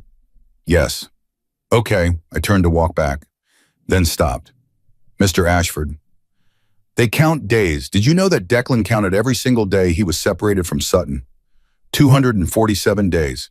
If you're going to be part of their lives, you need to understand that numbers matter to them. Being there matters. Don't make them count days missing you again. I won't. I walked back to Declan and Daddy. He can visit sometimes, I announced, but we're making the rules. Daddy raised an eyebrow. We are? Yes, because we're the family. He's the guest. Calvin left after promising to call before visiting again. Promising to respect our boundaries. Promising to try. After he was gone, Declan sat on the porch steps. I sat next to him. You okay? I asked. I don't know. I never thought I'd see him again. Now he's here and I don't know what to feel. You don't have to know right now. What if he messes up again? Then he messes up, but that's his choice, not yours. You don't have to carry his mistakes. How do you know all this stuff? I don't know it. I'm just guessing. But I'm guessing from my heart, and my heart is usually right. That week passed in a blur. School homework, normal life, punctuated by the growing fear of the upcoming hearing. Monday, November 6th, the day a judge would decide if Declan stayed or went. The night before, I couldn't eat dinner, couldn't focus, couldn't do anything but worry. Daddy noticed. You're thinking too loud, baby girl. I can't help it. Tomorrow's going to be okay. You don't know that. You're right, I don't, but I believe it anyway. What if they take him? Daddy was quiet for a moment. Then we fight like hell to get him back. Monday morning came cold and gray. The kind of November day that feels like the world is holding its breath. Daddy wore his best jeans and a button-down shirt. Not his usual look, but closer to what judges expected. Declan wore the only nice clothes we bought him. Khaki pants, a blue shirt that matched his cast. He looked terrified and small and trying so hard to be brave. I wore my favorite dress, the purple one Mama had bought me. I wanted her with me today, even if it was just through a piece of clothing. The courthouse was downtown, big and imposing and full of marble and echoes. We met Miss Finch outside. She had folders and paperwork and the tired expression of someone who'd fought too many losing battles. Are we ready? She asked. No, Daddy said honestly, but we're here anyway. Inside the courtroom was smaller than I expected. Wood panels and uncomfortable benches and a big desk where the judge would sit. A few other people were scattered around, Maggie and Flint with Sutton. A woman with a briefcase who Ms. Finch said was the CPS attorney. A court reporter with a machine that looked like a typewriter from another century. We sat in the front row, Declan between Daddy and me. His good hand found mine, held tight. I'm scared, he whispered. Me too, but we're scared together. The bailiff called the court to order. Everyone stood as the judge entered. Judge Patricia Holloway, 62 according to the nameplate. Gray hair pulled back severely. Reading glasses on a chain. Face that had seen everything and been impressed by none of it. We sat, and she started reading from the file in front of her. In the matter of Declan Ashford, case number 784321. Petition for permanent placement with Knox Bennett, temporary guardian. She looked up. Mr. Bennett, you're requesting permanent custody. Daddy stood. Yes, Your Honor. On what grounds? On the grounds that Declan needs a home and I can provide one. The state can provide homes. That's what foster care is for. With respect, Your Honor, the state had 8 months to provide for Declan. In that time, he lived on the streets, slept in alleys, broke his arm protecting my daughter. The state failed him. I won't. Judge Holloway's expression didn't change. Mr. Bennett, I see here you have a criminal record. Yes, ma'am. From 14 years ago, I've been clean since. You're employed. Yes, Fletcher's Auto Garage, 6 years. Married, widowed. My wife passed 4 years ago. So you're a single father with one child already asking to take on a second child with documented trauma and behavioral issues. Behavioral issues. The words from Declan's file. The lies that had followed him. Daddy's jaw tightened. Your Honor, Declan doesn't have behavioral issues. He has survival skills. There's a difference. The file says, the file is wrong. Judge Holloway looked at him over her glasses. Are you calling CPS incompetent? I'm saying systems make mistakes. Declan got caught in one. The CPS attorney stood up. Your Honor, while Mr. Bennett's intentions may be admirable, we have concerns about the stability of this placement. Single father, limited income, associations with a motorcycle club known for what? Daddy interrupted. Being loyal, showing up, taking care of their own. Mr. Bennett let her finish. I apologize, Your Honor, but I won't sit here and let someone disparage my family based on stereotypes. Judge Holloway made a note. Ms. Finch, you're the caseworker. What's your assessment? Ms. Finch stood. Your Honor, I've conducted 3 home visits. The residence is clean, safe, appropriate for a child. Mr. Bennett has complied with all requirements. Declan is enrolled in school receiving medical care and by all accounts thriving. And emotionally, Declan has shown significant improvement. He's engaged, hopeful, attached to the Bennett family in a healthy way. What about the sister Sutton Ashford? She's in a separate placement but has been having regular supervised visits with Declan. All visits have been positive. Judge Holloway looked at Maggie and Flint. You're the current foster parents for Sutton. Maggie stood. Yes, Your Honor. How does she feel about her brother's placement? She wants him to stay with the Bennetts. She wants them to be together as much as possible. We've proposed shared placement on weekends to maintain sibling connection. And you support this arrangement? Yes, Your Honor. We've known Knox Bennett for years. He's a good man. These kids need stability, not another move. Judge Holloway was quiet, reading through papers. The silence stretched, painful and heavy. Finally, she looked at Declan. Young man, would you approach the bench? Declan's hand tightened on mine. Then he let go and stood. Walked to the big desk where the judge sat high above everyone else. How old are you, Declan? 12, ma'am. Do you understand why you're here? Yes, you're deciding if I get to stay with Knox and Isla or if I have to go somewhere else. How do you feel about staying with them? Declan's voice was quiet but clear. I want to stay. They're my family. You've only been with them a few weeks. I know, but they showed up when nobody else did. They kept showing up. That makes them family more than any amount of time. What if I decided you'd be better off in a traditional 2-parent home? Then I'd respect your decision, but I'd know you were wrong. A few people in the courtroom gasped. You don't tell a judge they're wrong. But Judge Holloway just looked at him. Why would I be wrong? Because you'd be looking at what a family should look like instead of what it really is. Knox isn't perfect. Isla talks too much. I heard Daddy suppress a laugh. But they see me. They know me. They want me. Not because they have to, because they choose to. Every single day. Judge Holloway studied him. Then she said something I didn't expect. Go sit down. I want to talk to Isla. The courtroom went silent. Me. The judge wanted to talk to me. Daddy looked concerned. Ms. Finch looked surprised, but the judge was already gesturing me forward. I stood on shaky legs and walked to the bench. I was so small I could barely see over it. The judge looked down at me like I was a puzzle she was trying to solve. How old are you, Isla? 7. Do you know why you're here? Yes. You're deciding if Declan gets to stay with us. How do you feel about that? Scared, angry, hopeful, all mixed together. Why scared? Because grown-ups have a lot of power, and sometimes they use it wrong. Why angry? Because the system let Declan sleep outside for 8 months and nobody cared. Now he has a home, and suddenly everyone has opinions about whether it's good enough. And why hopeful? Because you're talking to me. That means you're at least listening. Most grown-ups don't listen to 7-year-olds. Judge Holloway leaned back in her chair. Tell me about Declan. What's he like? I thought about how to answer. About alleys and angels and promises made in hospitals. He's brave, I said. Not the loud kind of brave, the quiet kind.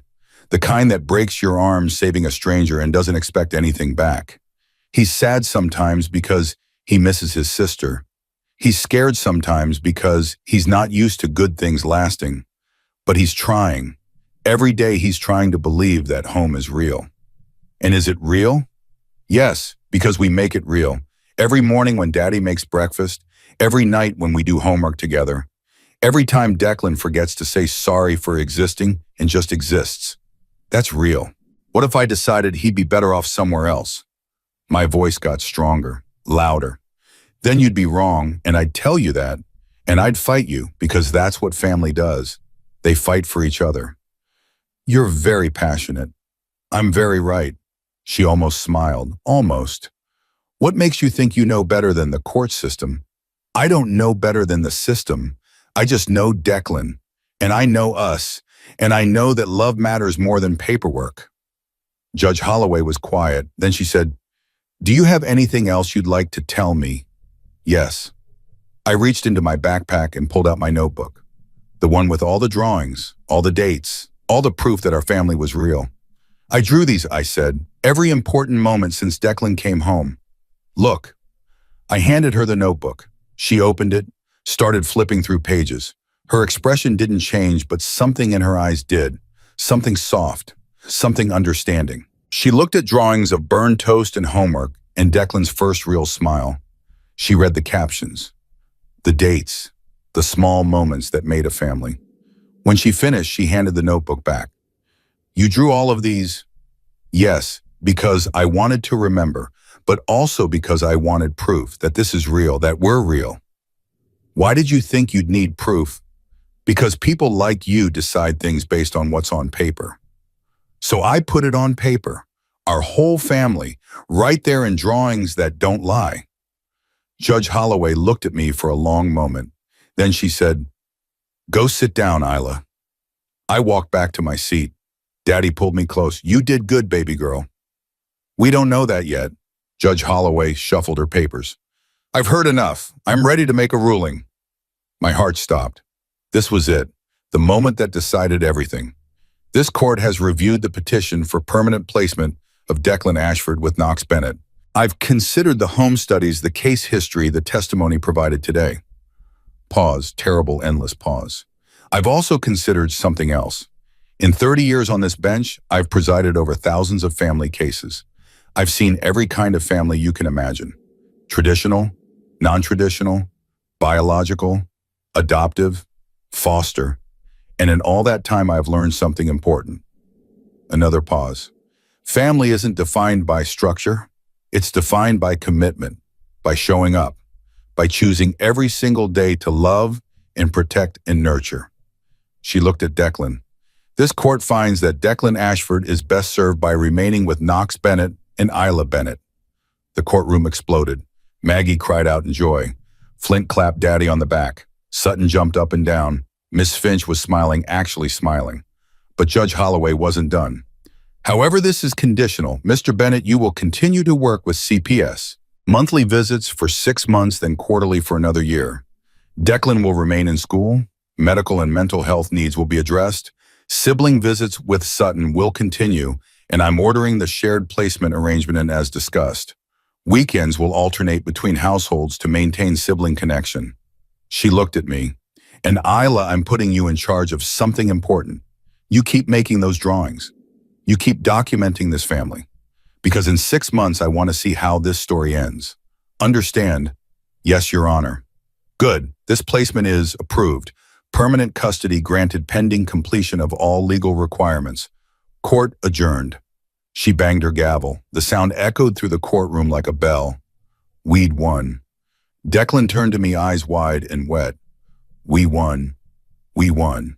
Then we were all hugging, crying, laughing, a mess of arms and emotions, and joy so big it didn't fit inside the courtroom walls. Outside on the courthouse steps, Sutton ran to Declan. "You're staying. I'm staying. Forever. Forever." She hugged him so tight I thought they might fuse together. And maybe in some way they did. Calvin was there too, standing at the edge of the group. Not part of it exactly, but not excluded either. He caught Declan's eye. "Congratulations, son." Declan hesitated, then nodded. "Thanks." It wasn't forgiveness, not yet, but it was a start. That night we celebrated. Pizza again, because pizza was becoming our family tradition. The 5 of us around our wobbly table, Daddy, me, Declan, and Sutton and Maggie, who'd come over to join us. "To family," Daddy said, raising his beer. "To family," we echoed. Later, after everyone had gone home and the house was quiet, I found Declan in his room. He was looking at the drawing on his wall, the one with the roof. Hey, I said. Hey, you okay? Better than okay, I'm home. Yeah, you are. He turned to look at me. Isla, I need to tell you something. What? Thank you for everything, for the sandwiches, for finding me, for fighting for me, for being my sister when you didn't have to be. I wanted to be. I know, that's what makes it mean so much. I hugged him, quick and tight. You're welcome. But I didn't do it alone. We're a team. Yeah, we are. 6 months later, April, spring in Los Angeles, which meant the jacaranda trees were blooming and the whole city looked purple and perfect. A lot had changed in 6 months. Declan was 13 now, birthday in February. We'd celebrated with cake and presents and Sutton there to blow out candles with him. Sutton spent every other weekend with us.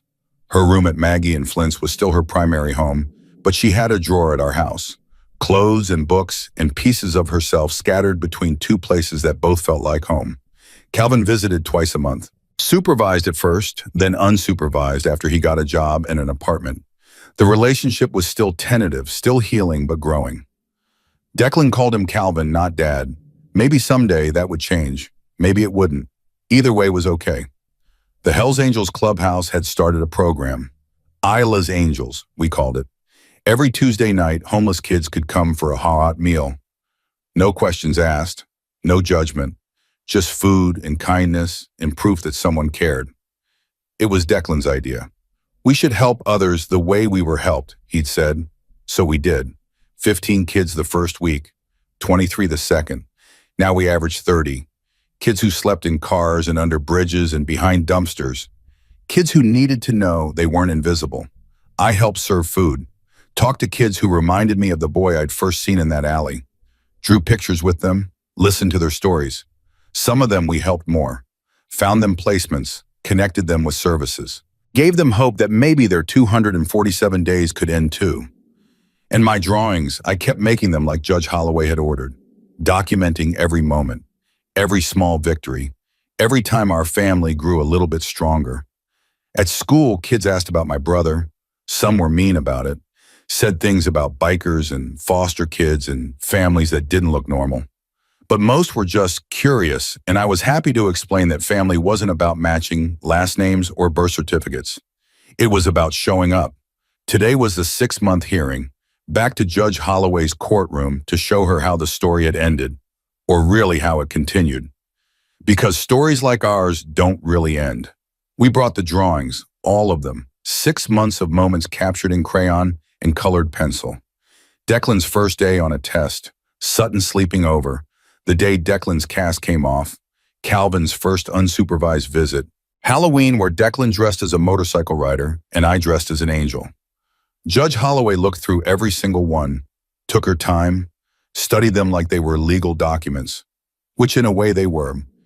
When she finished, she looked at me. You kept your promise. Yes, ma'am. What did you learn in these 6 months? I thought about it, about everything we'd been through, everything we'd survived and celebrated and built. I learned that family is something you make, I said, not something you find, that it takes work every single day, that it's not always easy or perfect, but it's always worth it. And you, Declan, what did you learn? Declan stood, taller now, voice stronger.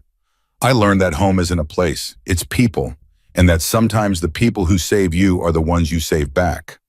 Judge Holloway nodded. This court finds that the permanent placement has been successful. All conditions met and exceeded. Declan Ashford's custody with Knox Bennett is hereby finalized. No further review required. Another gavel, another victory, but this one felt different, final, real in a way the first ruling hadn't quite been. We were family, legally, officially, permanently. Outside the courthouse, the same group gathered. Bigger now, Ms. Finch, Maggie and Flint, Sutton, Calvin standing at the edge, Warren from the diner, Daddy's friends from the club, Mrs. Kim from school, all the people who'd helped us get here. Speech, someone called out. Everyone looked at me because somehow, somewhere along the way, I'd become the voice of this family. I stood on the courthouse steps, 7 years old, but feeling ancient and brand new at the same time. I don't have a speech, I said. I just have a thank you to everyone who listened when I talked too much, who believed when I said an angel needed help, who showed up when it would have been easier to walk away. I looked at Declan. My brother once asked me why I cared so much. I told him it was because I saw him, really saw him, and I think that's what we all need, to be seen. Not as problems or files or statistics, just as people. People who deserve love and home and family. I pulled out one more drawing, the last one, the most important one. It showed our whole group, everyone standing together. Above us, I'd drawn a roof so big it covered everyone. And underneath, in my best handwriting, family isn't about blood. It's about showing up. This is all of us, I said. Everyone who showed up, everyone who kept showing up, everyone who's going to keep showing up. That's what makes us family. I gave the drawing to Judge Holloway for your office, so you remember that sometimes the best families are the ones nobody expected. She took it with tears in her eyes. I won't forget. I promise. That night back home, the house felt different. Not bigger, just settled. Like all the pieces had finally found their places. Declan and Sutton were in his room playing cards. Daddy was in the kitchen making his famous terrible coffee. Calvin had stayed for dinner quiet, but they're learning how to be part of something again. I sat at the table with my notebook, started a new drawing, not of the past, of the future. I drew a bigger house, more rooms, more people, because our family was still growing, still becoming whatever it was meant to be. I drew wings on everyone, because we were all angels now, helping each other fly. Daddy came over to look at what I was drawing. What's this one for? He asked. For remembering where we're going, not just where we've been. And where are we going? Wherever we need to go, together. He kissed the top of my head. You know what, baby girl, you changed everything. You saw a kid who needed help and you didn't look away. You made all of us better. I didn't do it alone, no, but you started it. You were the voice when everyone else was silent. I thought about that, about being 7 and loud and refusing to accept that systems were more important than people. About sandwiches in alleys and promises in hospitals and courtrooms where truth mattered more than rules. Daddy, yeah. Do you think Mama would be proud? His eyes got shiny. Baby girl, she'd be so proud she'd burst. You're everything she wanted you to be. Kind and brave and stubborn in all the best ways. I miss her. Me too, every day. But we're okay, right, even without her? Yeah, we're more than okay. We're exactly what we're supposed to be. That night, I fell asleep knowing something important. Our story wasn't about a homeless boy who got saved. It was about how saving someone saves you back. How family isn't something you were born into. It's something you choose. Every single day. And we chose each other. From an alley behind a diner to a courtroom, to a home that somehow fit everyone who needed it, we built something real. Something that didn't exist in any manual or guidebook or legal definition. We built family, and that was the greatest story I'd ever tell. The one I'd keep drawing for the rest of my life. The one about a 7-year-old girl who saw an angel, and the angel who taught her that saving and being saved are the same thing. The one about how the smallest voice can change the biggest systems. The one about showing up. Always, always, always showing up. Because that's what family does. And we were family, finally, completely, perfectly family.